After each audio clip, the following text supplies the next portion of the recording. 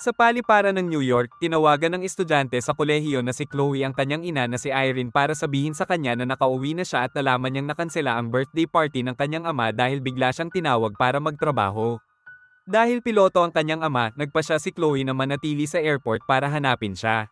Samantala, ang TV reporter na si Cameron ay nilapitan ng isang Kristiyanong babae na nagsisikap na tanggapin si Jesus sa kanyang buhay, na sinasabing ang lahat ng mga trahedya na nakikita niya araw-araw sa panahon ng kanyang trabaho ay maipaliwanag ng Biblia. Pinutol siya ni Chloe para ituro na pinarurusahan ng Diyos ang mga inosenteng tao para sa mga kasalanan ng nakaraan at ang paggawa sa mga mahiwagang paraan ay hindi isang dahilan. Umalis ang ginang at pinasalamatan ni Cameron si Chloe sa pagtulong sa kanya, kaya ipinaliwanag din ni Chloe ang kanyang ina bilang isang relihiyosong mani.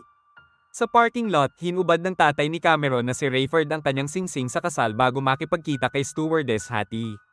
Pagpasok nila sa airport, nakita ni Rayford si Chloe at nagmamadaling niyakap ito.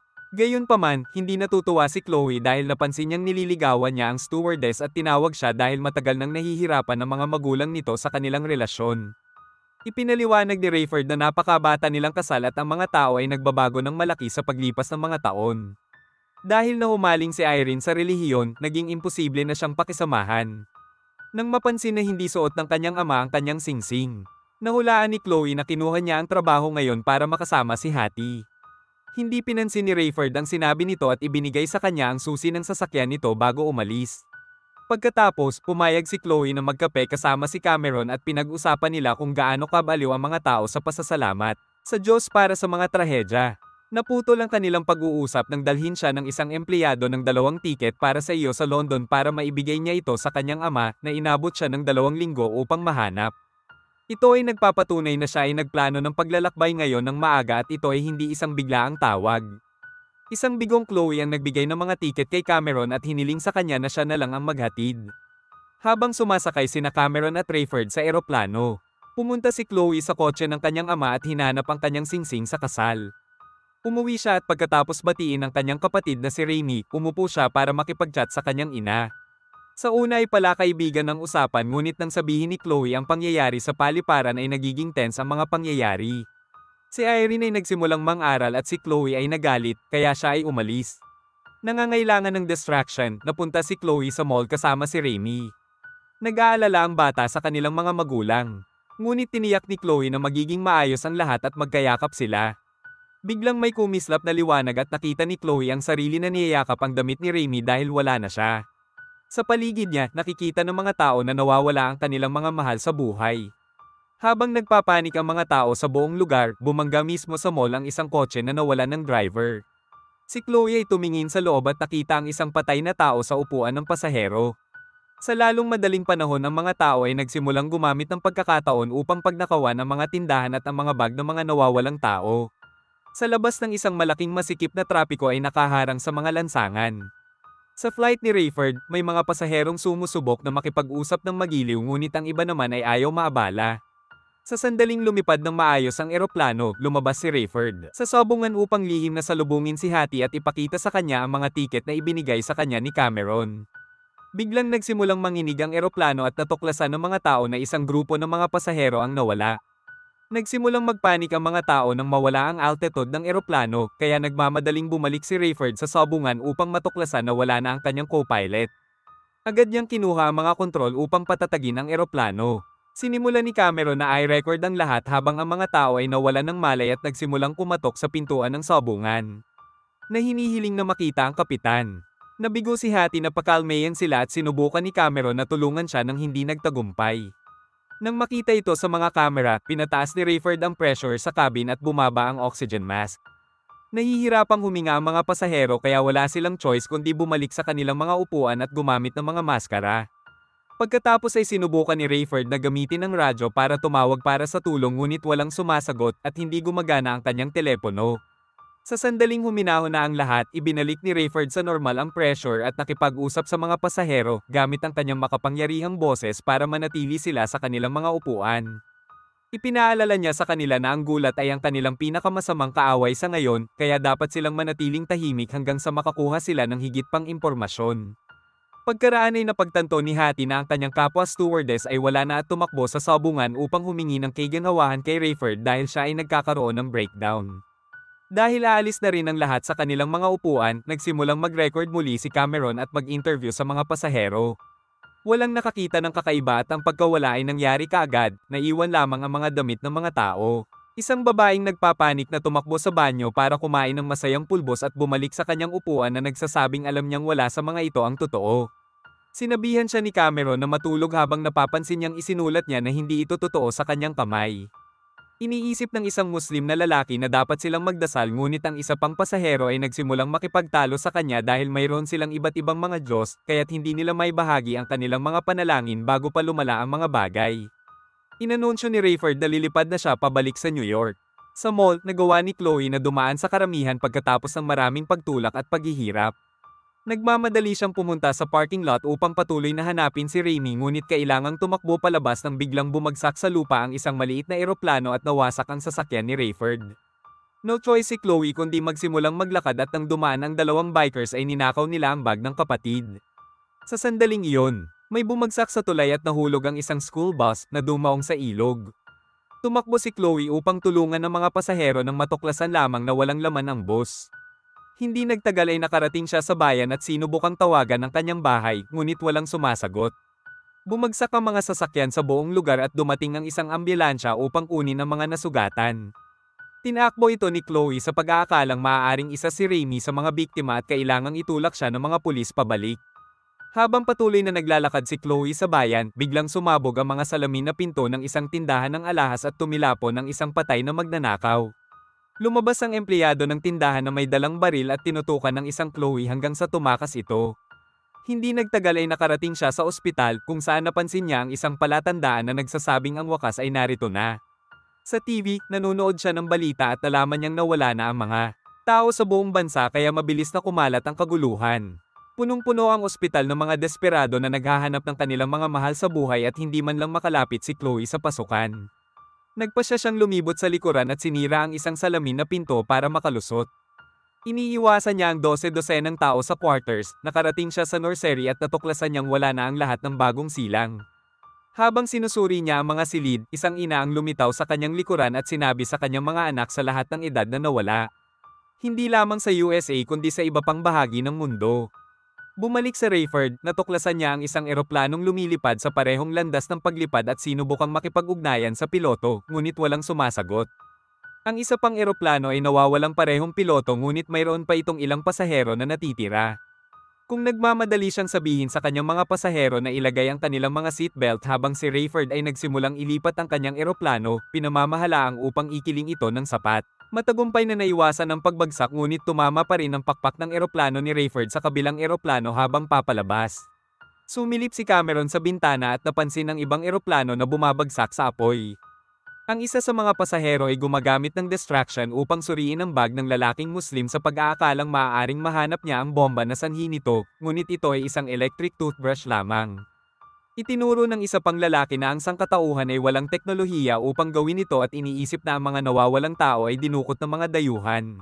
Kung pinakuha niya si Cameron ng isang larawan at dalhin ito kay Rayford na napagpasyahan na ang pakpak ay halos hindi na nakahawak at mahihirapang mapunta ang eroplano.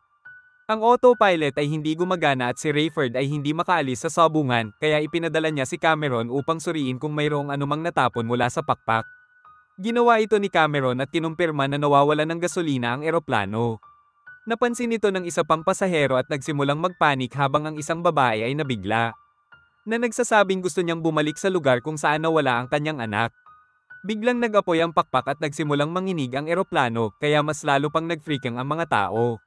Kung pinaalalahanan niya at ni Cameron ang lahat na mahalagang manatiling kalmado upang maiwasang lumala ang sitwasyon.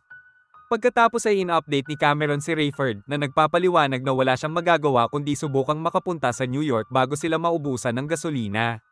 Sa kalaunan, ang apoy ay kusang namamatay at dahil sa dami ng gasolina na nawala sa kanila. Kailangan nilang magsimulang bumaba ng mas maaga kaysa sa inaasahan. Nang makabalik si Chloe sa kanyang kapitbahayan, nakita niya ang maraming tao na nagdadalamhati para sa kanilang mga nawalang mahal sa buhay. Nagmamadaling pumunta si Chloe sa kanyang bahay at nalungkot nang makitang wala itong laman. Ang mga alahas ng kanyang ina ay nasa shower at ang telepono ay may voicemail na static lamang. Nang mahanap ni Chloe ang Biblia ni Irene, galit niyang itinapon ito sa bintana. Pagkatapos ay pinuntahan niya ang lokal na pastor, na nagsabi sa kanya na ito ang rapture at ang mga taong nawala ay napunta sa langit. Nandito siya dahil kahit na ginugol niya ang lahat ng mga taon na iyon sa pangangaral, hindi niya talaga pinaniwalaan ang mga salita. Kinuha ng Diyos ang lahat ng mga bata at mga mananampalataya upang protektahan sila mula sa mga madilim na panahon na darating sa lalong madaling panahon. Lalo lang nitong ikinagalit si Chloe at sinigawan niya ang pastor bago umalis. Sa eroplano, tinitingnan ni Rayford ang mga gamit ng kanyang co-pilot at nakakita ng relo na may nakasulat na John 316 na isang talata sa Biblia na nagsasabing ang mga taong naniniwala sa Diyos ay magkakaroon ng buhay na walang hanggan. Kung dinala niya ang ibang stewardess ng mga bagay at nakahanap sila ng isang kwaderno na may mga tala mula sa pag-aaral ng Biblia. Napagpasyahan ni Rayford na ito ang rapture at sinabi sa hadhi na alam na ng kanyang asawa ang lahat. Sa cabin, isang babae ang pumutok at ibinunyag na siya ay may baril na hinihiling sa iba na sabihin sa kanya ang totoo dahil sa palagay niya ay ipinadala sila ng kanyang asawa upang kunin ang kanyang anak na babae. Habang sinusubukang pakalmayan siya ni Cameron, ibinahagi ng adik na pasahero na nag-aral siya sa isang relihiyosong paaralan dito. Ang insidente ay tumutugma sa paglalarawan ng rapture, kaya sa tingin niya ang mga nawawalang tao ay napunta sa langit. Sinabi ng ina na hindi siya mabubuhay nang wala ang kanyang anak na babae at isinasaalang-alang ang pagtanggal sa sarili, kaya nagbahagi si Cameron ng ilang mga kwento tungkol sa kanyang relasyon sa kanyang ina hanggang sa magbago ang isip ng babae. At kinuha ang baril. Makalipas ang ilang sandali ay nakatanggap si Rayford ng tugon sa radyo at nalaman niya ang mga nawawalang tao na nangyayari sa buong mundo. Ang paliparan ay puno ng mga nag-crash na eroplano at imposibleng lumapag, kaya kailangan ni Rayford na pumunta sa loob ng bansa.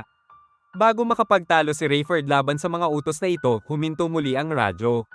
Dahil may satellite phone si Cameron dahil reporter siya, hiniling ni Rayford sa kanya na tawagan si Chloe, ngunit sinabi ni Cameron na nagsisikap siya sa buong araw ngunit walang resulta. Habang ipinapakita sa kanya ang malungkot na tala na iniwan ni Chloe sa sobra ng tiket, ipinaliwanag ni Rayford na gusto niyang humingi ng tawad sa kanyang anak at inamin na hindi niya ito asawa. Na ang kanilang relasyon ay nabigo, ito ay sa kanya para sa paglayo sa tuwing si Irene ay nagsasalita tungkol sa Diyos. Samantala, isang nalulumbay na si Chloe ang umakyat sa tuktok ng isang tulay. Matapos ang ilang segundong pagtitig sa tanawin, humingi siya ng tawad sa kanyang ina dahil sa pakikitungo nito sa kanya kanina. Nang malapit na siyang tumalon, sa wakas ay nakarating ang tawag ni Cameron sa kanyang telepono at nakausap niya si Rayford.